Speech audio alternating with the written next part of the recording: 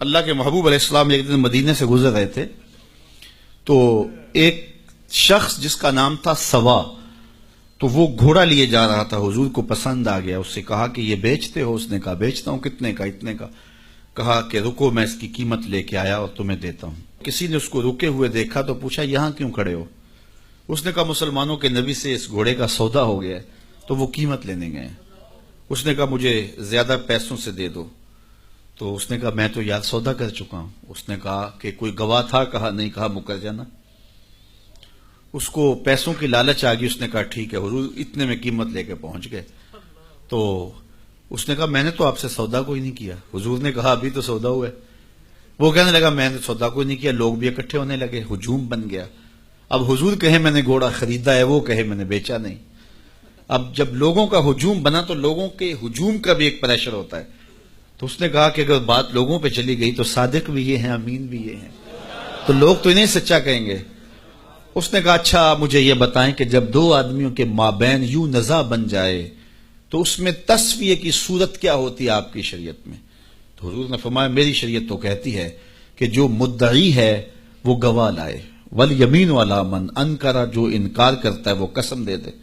اس نے کہا پھر ٹھیک ہے، آپ کا دعویٰ ہے کہ آپ نے گھوڑا خریدا ہے تو پھر آپ گواہ دیں، اور اگر آپ کے پاس گواہ نہیں ہے تو پھر میں قسم دے دیتا ہوں۔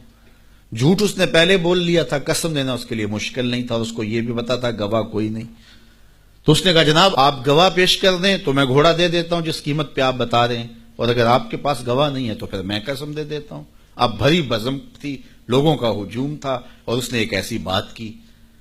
قبل اس سے کہ کچھ دیر گزرتی، حضرت حذیفہ بن یمان الانصاری رضی اللہ تعالیٰ عنہ آگے بڑھے اور کہا کہ گواہی مانگتا ہے؟ اس نے کہا جی میں گواہی مانگتا ہوں۔ تو کہا میں گواہی دیتا ہوں، جتنے میں حضور نے بتایا اتنے میں سودا ہوا ہے اور حضور نے گھوڑا خریدا ہے۔ اس نے کہا جی ٹھیک ہے میرا مطالبہ پورا ہو گیا، گواہی چاہیے تھی، درکار تھی گواہی، وہ گواہی مل گئی۔ تو اس نے گھوڑا دے دیا اور قیمت اس نے لے لی۔ قیمت اس نے اپنی مرضی کی گھوڑے کے مطابق ہی لی تھی، وہ تو زیادہ پیسوں کے لالچ میں مکرا تھا۔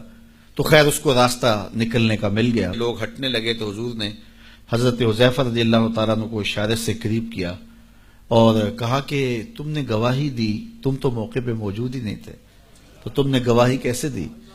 تو حضرت حذیفہ رضی اللہ تعالیٰ عنہ نے کہا حضور گھوڑا کیا ہے، آپ کے کہنے پہ تو ہم نے رب کی گواہی دے دی، ہم نے رب کو دیکھا تھا، آپ نے کہا نہ ہے تو ہم نے مان لیا، تو یہ گھوڑا کیا ہوتا ہے؟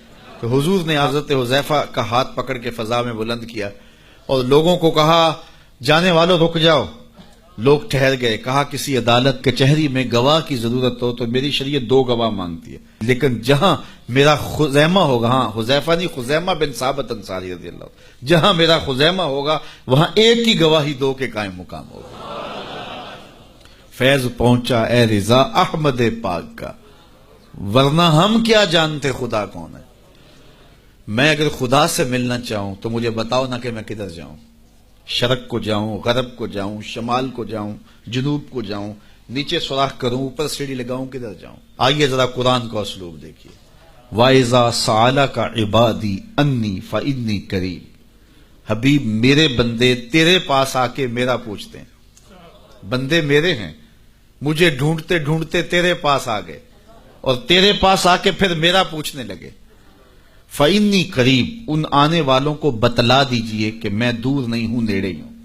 فا تاقیبیہ کے بعد علماء تفسیر نے لکھا کہ کل مقدر ہے، یہاں کل ماننا پڑے گا۔ فَإِنِّي قریب اے فَقُلْ إِنِّي قریب، ان کو کہہ دیجئے کہ وہ دور نہیں، آگے ہو تو مل جائے گا۔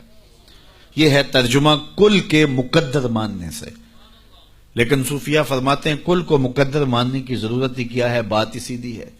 حبیب میرے بندے مجھے ڈھونڈتے ڈھونڈتے تیرے تک آ گئے، تو محبوب جب تیرے تک آ گئے میں پھر بھی دور ہوں۔ میرے بندے جب مجھے ڈھونڈتے ڈھونڈتے تیرے تک جو آ گئے ہیں تو محبوب تیرے تک آگے ہیں تو میرے تک آگے۔ یہ تیرے پاس آ کے پھر میرا پوچھ رہے ہیں، جو تیرے پاس آگے وہ میرے پاس آگے، کیونکہ تیرے تک پہنچنا ہی تو